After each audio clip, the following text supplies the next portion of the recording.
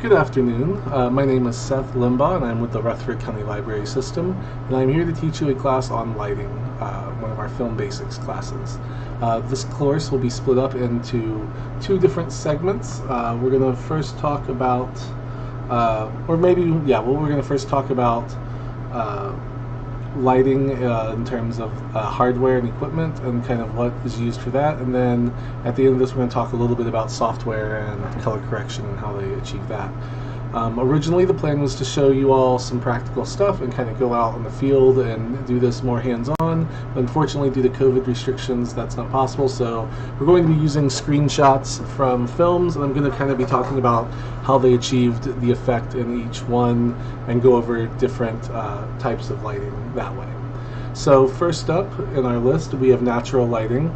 Natural lighting is exactly what it sounds. It's lighting that's used to make it look like, or used to achieve lighting that appears very natural. We've got this scene here, and this is done, there's different ways to achieve this. So this scene here was clearly they're using the light on location. The sun's up there coming down, the sun's creating light bouncing off of her forehead there. You see the light bouncing off the trees, so the sun's back there somewhere achieving that. However, there's also additional elements at play in terms of hardware and things like that. There's also people standing over here are holding what it's called bounce boards or flags, and these are used to they're these reflective surfaces that they're holding down, and they're facing upward towards the actors to bounce light back up on them, so that way there's not harsh shadows. It's creating some more light going up towards the actors. There's also very likely over the top of their heads to not have them be too bright. Someone's probably holding flags or diffusion paper up over their heads, which diffusion will cut the amount of light that's coming in, so it's like a black mesh almost that's like coming down and kind of cutting out the light, or like wax, almost wax paper, depending on what they're using in this scene. And so with those elements all combined together, you get this nice warm sun coming in, and it looks completely natural, even though there's several artificial elements at play still. Natural lighting is important in film.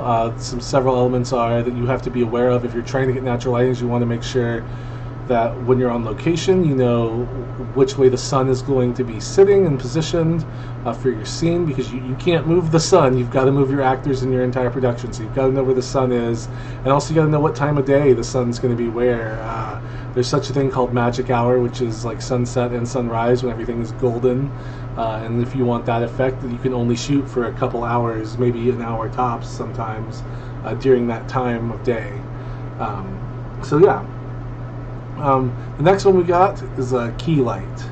A key light is the brightest light in the frame. It is the light that's illuminating usually the primary actor. It is the primary light in a three-point setup, which we'll get to here in just a few minutes. But yeah, so it's a light that's just probably sitting off here, hitting him in the face right here. So this is the key light illuminating his face there. There is some backlight and other stuff at play, but the key light is the focus here. You don't want the key light too close to your subject, because if your key light is too close, they will it'll make them too bright and it'll blow out the frame. And if you have it too far back, you won't be able to see any shadows. So you've kind of got to find this perfect middle point, so that way your subject doesn't appear flat or anything, but you can still see some dynamics to it. On that, there's such a thing called a high key. That is the key light being very bright. It reduces the lighting ratio in the scene. So whereas this prior scene, it's bright here, dark over here. High key, there's not a lot of difference there. It's usually used to create upbeat, well, like optimistic fantasy, things like that, feelings in film and production. You use a lot of fill lights for this. You use diffusion in certain areas so there's probably diffusion over her head to not have her blow out so much, because everything is so bright in the back. So this is an example of a high key light. And then we got low key light. It does the exact opposite of the high key light. It emphasizes the dark tones, and it creates suspenseful moods, dark tones, dark moods, things like that. It's one light and a few bounce for fills. So you see, there's one light coming in, hitting them, and then there's probably some bounce card. There's a bounce card probably right down here to get that little glow on the side of his face, and so there's. But there's only one light kind of coming in, and that's low key light. So we've got just a normal fill, like a normal key light, high key, low key. If that makes any sense for the key lighting. Next, we've got the fill lighting. The fill is, so this is a good so this was already, I found this image, I found this image which kind of describes the 3-point setup. So the key light's the brightest light that's hitting the actor. We've already talked about that. There's a backlight that's kind of illuminating the background and separating the background from the subject. And then the fill light is a smaller light that kind of cancels out shadows. It can highlight things, but most of the time it just cancels shadows out. It's a smaller source. It's you always place it opposite of your key light. And you always want your fill light to be less powerful than your key light, but it's just used to kind of fill in some darkened areas, and so that's what we've got going on right here. So that is the example of your fill light. Next, we've got backlighting. So now we kind of talked briefly about the backlight in the last one.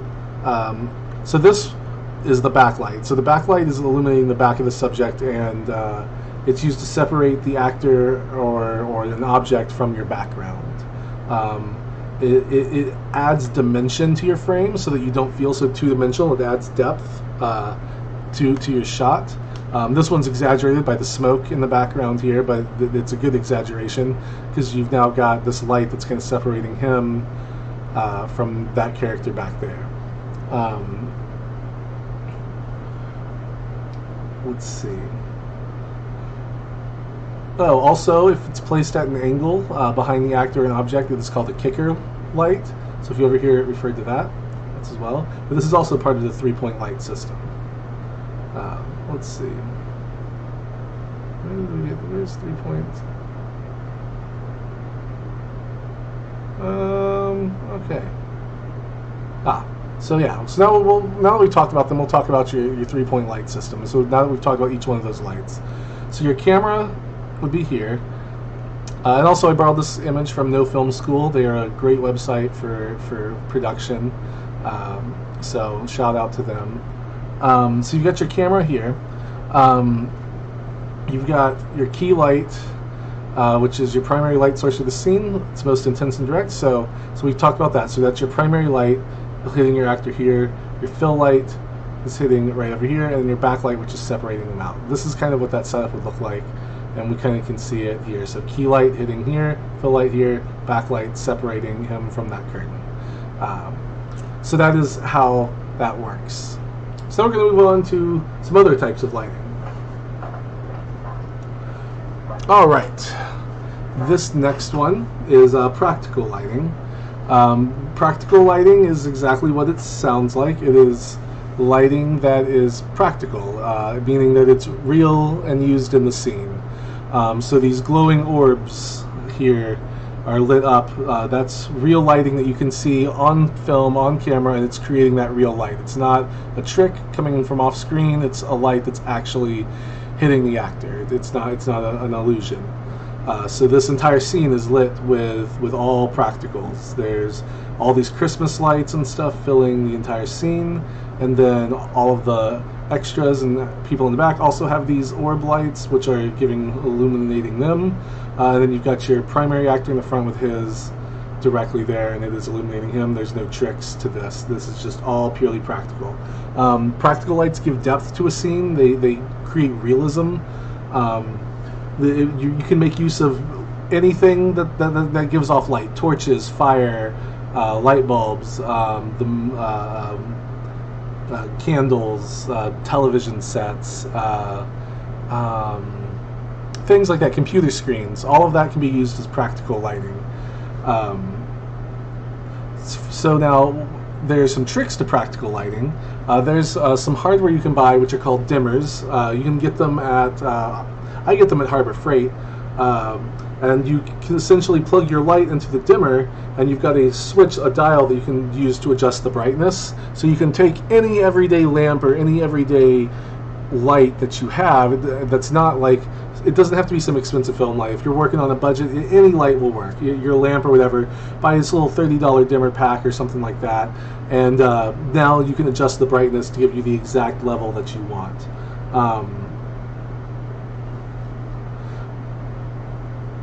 You can also, if you would like to, hide a light to give it some extra oomph. If you do want to hide like a motivated light off a little bit to give it some extra push, you can do that. That is a way to do that as well.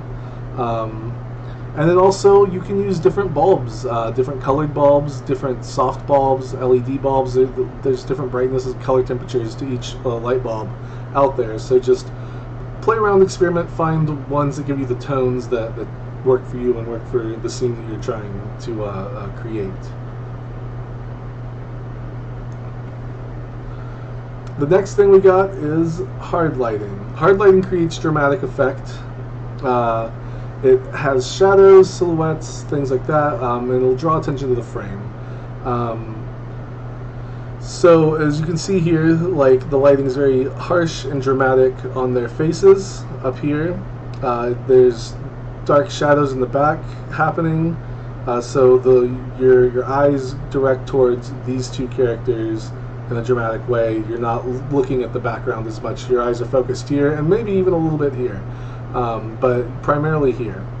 And now this is achieved by using kind of all of the aspects, kind of using the 3-point system that we talked about before. So we've got a key light over here coming in and hitting them here, a fill light here, and then a backlight that's coming in and probably hitting right here. They're also using flags. So flags are used to put on a light, and you put it to kind of block where the light goes. So they probably have a light up here kind of coming down, and they've got it flagged off so that it creates this harsh line, this shadow right here, to prevent you from going any further there. So that is an example of hard lighting. So now we got soft lighting. Soft lighting is a more tender light style. It is used for exactly what it says. It's used for softer scenes, emotional scenes, things like that. It makes things look more whimsical, almost, and you reduce shadows. The biggest thing that you want is you don't want many shadows with soft lighting, and that's what they've done here. They've used a large light source, probably a big orb, or they're just out. This one's out on the beach, so this is natural lighting. And it's just kind of washed the whole scene with light. And then they've even got bounce cards underneath him to get rid of any shadow under his chin, anything like that. It's all of it is just very almost one light source, one tone to it. There's a lot of diffusion probably being used here, because if this was a very bright sun, this would come off harshly, so they've probably got a big mesh diffuser sitting up here that's kind of chopping out the sun and evening it out a little bit. So that's also what's probably happening in this scene. But yeah, so that is your example of soft lighting. So now we got bounce lighting.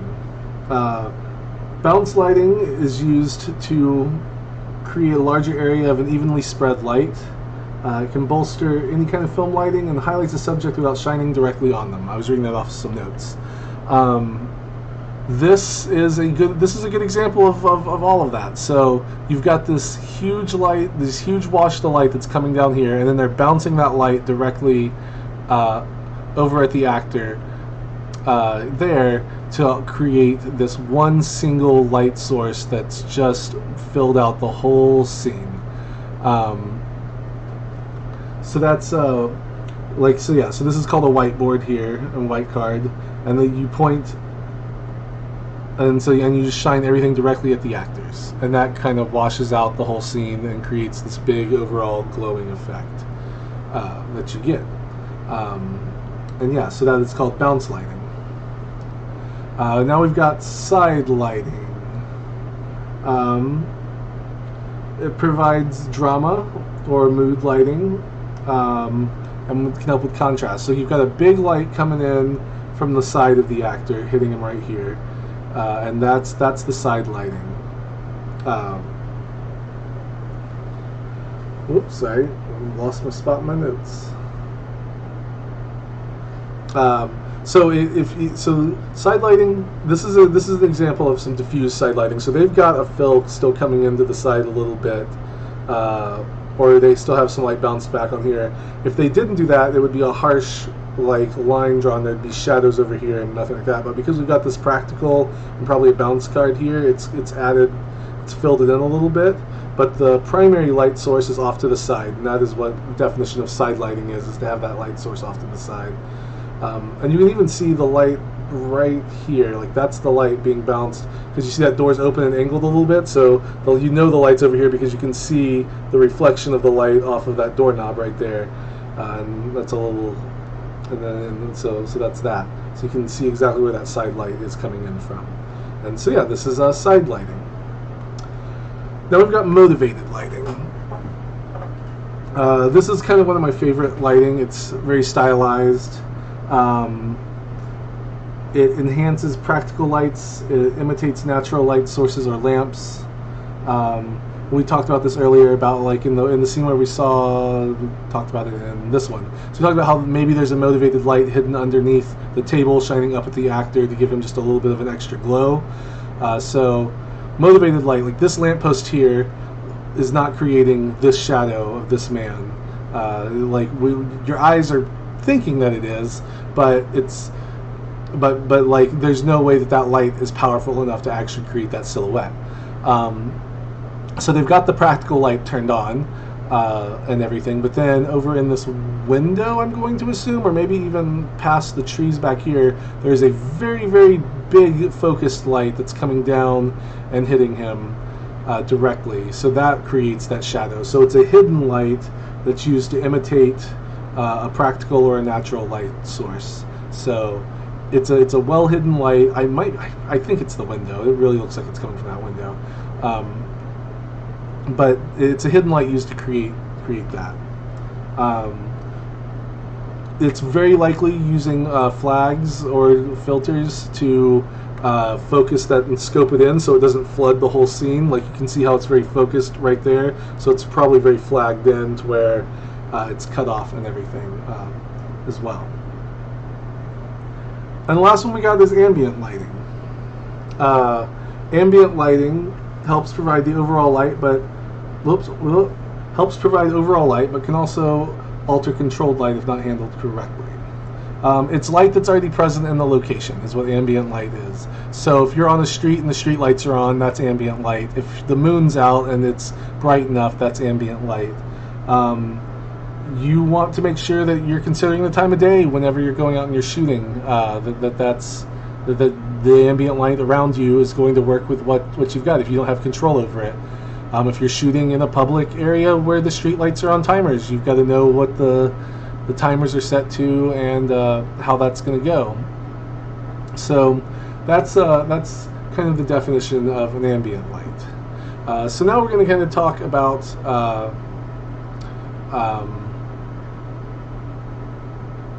we'll get into it in a second. We're just going to kind of review everything. So now we're going to kind of go back through everything that we've learned today and look over everything once more now that you know all of the different things. So we've got natural lighting, which again is used to replicates real light. We've got a key light, which is the primary light focused in on the scene right here. A high key, which is used to reduces the lighting ratio of light to dark in the scene. It's that hopeful, optimistic look. You got low key, which is very direct and shadowed. It's shadow focused. You've got your fill lighting, which is kind of coming in off to the side and kind of fills in the places of an actor's face or body that like is getting some shadows on it from the key and backlight, and just kind of adding in that bit. Combining those three types of lights together, you have your 3-point light system, which is your typical setup in film. We've got backlighting. Oops, did I already go over? Oh yeah, and backlighting. Sorry, I forgot to do. I jumped ahead of myself. Backlighting, the light in the background that separates the actor from the background or the object. Then you got practical lighting, which would be a light that appears to be giving off, or a prop or a set piece that appears to be giving off light towards an actor or a subject. Hard lighting, which is that dramatic look that we've got kind of framing this scene here with harsh shadows in the background things are cut off in very deliberate shadows. We got soft lighting, which is just a very warm feeling, low shadows, diffusion across it, just this very warm but low contrast tone. Then we got bounce lighting, which is lots of light, white cards bouncing everything off to create this very white and like very bright scene. And we got side lighting, which is the primary light is off to the side of the actor and hitting, kind of splitting the difference, or splitting them in half almost. Without backlighting and the fill light, it would create a harsh two-face almost look. And with those lights, it just adds this dramatic feel and emotional feel to it. And then we have motivated light. Again, this light here is not providing enough to actually create that silhouette, so there's a hidden motivated light to make it look like this light is doing that effect, probably in that window there. And then ambient light, the moon, street lights, things like that, lights you don't have control over in your scene that are creating lighting effects for you.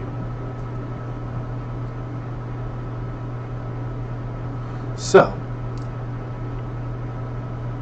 next up on our list, we're going to talk a little bit about what they would use for editing. So, give me just 1 second. Alright, and we are back. So, now we're going to talk a little bit about color correction and how that works. Now, I've kind of moved the screen so that you can see some of the important stuff, but you're not able to see the whole workstation. I did that so that way you could still see me as well while I'm talking to you about this. So we're going to take some of these images and do some color correction on them just to change their looks and their styles a little bit. Now, of course, it would be nice, but I don't have any raw footage with me to kind of do like a before and after of some uncolor corrected stuff, because of course all of these screenshots, things have already been color corrected. They've already been like they're already set to the feel of the film that the director and the cinematographer wanted it to look like and the editor wanted it to look like. But we're just going to change it up, and I'll kind of show you what that does. So we are currently using Adobe Premiere Pro for this. There's other software that you can use, After Effects, things like that. I use Adobe Premiere as it is kind of the easiest for me to use. Also for look and feels, there's a lot of templates and stuff out there, and a lot of other add-ons that give you different looks and feels. One of my favorites is called Magic Bullet. It's one of my favorite ones.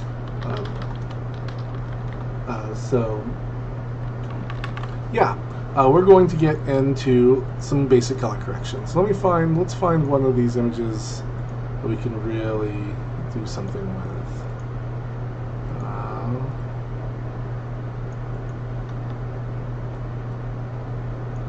Some of these images do not import properly. That's okay. We don't need to do it to all of them. We'll start with this Captain America scene. So, your number one thing you want to do is you want a white balance. So you want to click a white balance selector, and you want to click something that is meant to be white, like that's meant to be pure white on the screen. For example, this is down here. Click that. Now, if it changed the temperature by negative 1.3, so it did just a little bit, but of course it's already been color corrected, so it did not do it right. Let me see what happens if I do this. So so there we go. So let's say that the image was filmed and this is kind of what it looked like to begin with. So let's say this was your raw footage here.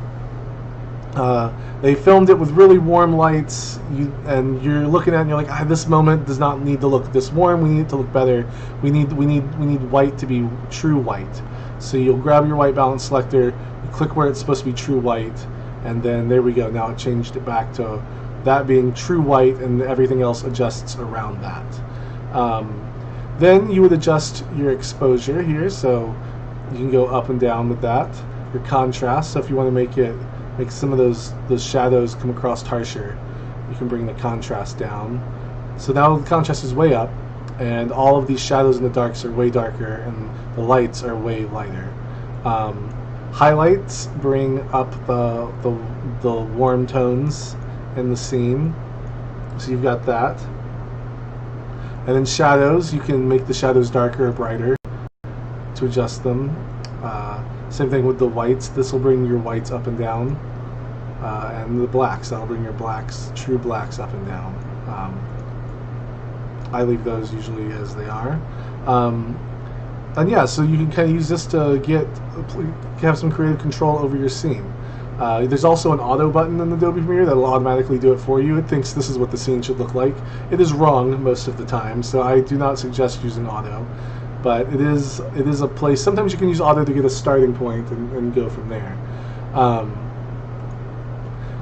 You can also select your input for your camera if you have it, but most people do not have this, so I would ignore that as well.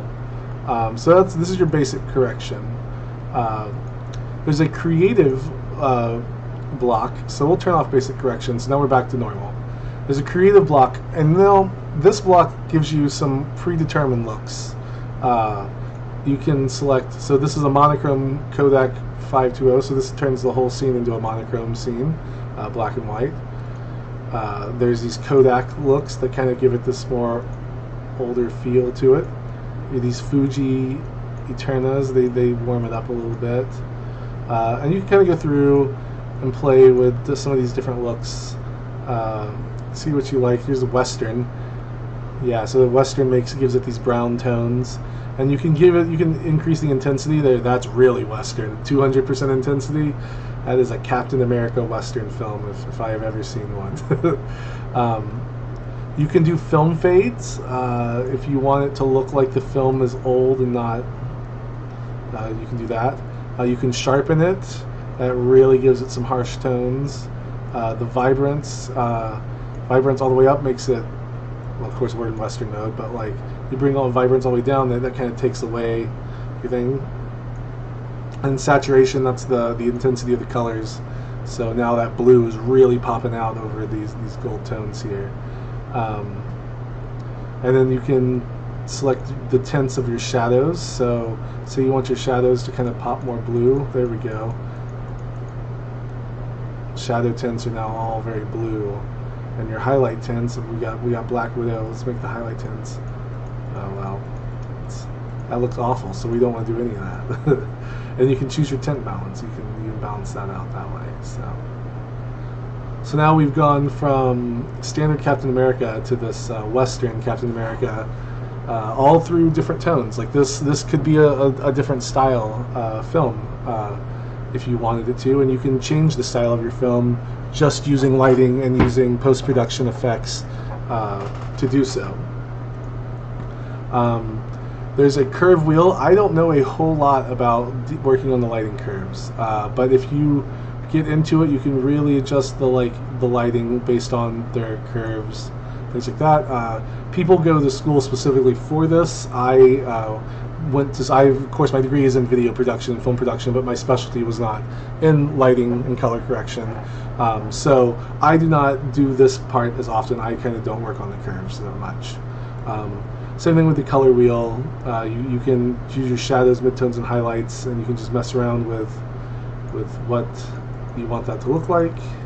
Highlights, midtones, shadows, all that. And do their intensities however you want to. A lot of these things are like the thing I just did here in the color wheel was also something that we did in basic correction, kind of.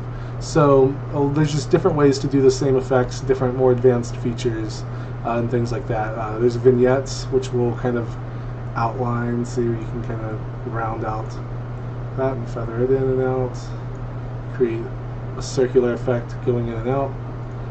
So yeah, that is the basics of color correction in film production as well. So with that, I think we've covered just about everything. If you have any questions, I would love to open the floor up. This is one of our last film classes that we're doing currently. If you'd like to see more, please let us know. And if you'd like to see more, let us know what you'd like to see more of. Yeah. So I'm going to open up the floor up for questions. While I wait for questions, we're just gonna play around with some of these other ones real quick, just to see. So like, I want to make this scene, like we're going to play with this one.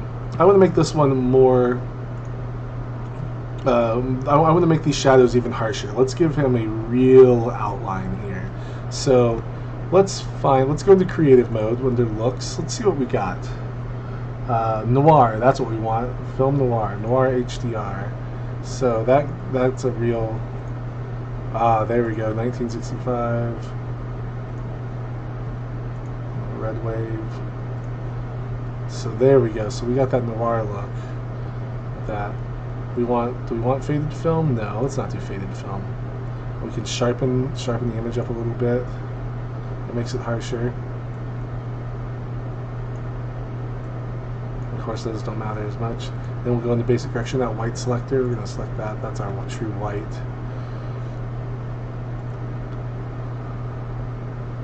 Alright, we don't want to adjust the temperature, but we do want, so the exposure. There we go. We're going to contrast up. Now, so this is where with the shadows, we can raise the shadows up a little bit and pull the highlights down. Make these whites go up. Down on the blacks, and there we go. Now we went from this bluish to this very dark noir look. So once again, another fun thing you can do with color correction. This would be another one that would look really good in noir. Let's you know what? Let's see. What are the, there we go. Neutral start. That kind of hits our neutrals. I like that one a lot. We can increase, no, I don't want to increase intensity. 100 was just enough. This is one. We can do faded film to make it look a little older. I like that. Basic correction. We don't have a true white, but what would happen if we? Oh yeah, what would happen if we made that the true white? So yeah, so that took away kind of the stuff they already did. So now you because that was a true white thing, but they had already put blue on. So now we've recorrected it back to probably how it looked more originally. So that's pretty cool. But yeah, so I think, oh yeah, here we go. There's this one. It's creative. Look at our, oh, nope, not that one. That does not look good at all. Clean. Maybe cross HDR. That I like that look. So yeah, there's just so many different fun looks that you can go through here and really mess with. Give it a real, just give it the look that you want it to look like.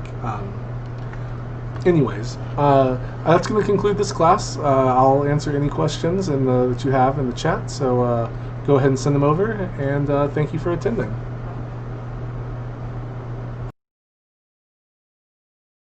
All right, thank you all for attending today's class on lighting. If you've got any questions, just go ahead and put them in chat now, and I'll answer them for you. While we're waiting, love for you to fill out the survey that was sent to your email if you signed up for the class. That's really helpful to us to get so that we can do more of these. Also, we would love for you to attend the last class, Shooting a Scene. That will be next week. And also this class will be repeated as well next Wednesday with the Technology Engagement Center. So I'd love for you to attend that again if you came in partially through, or you needed anything, or you came partially through, you needed to hear some of that again. So love for you to come back second time.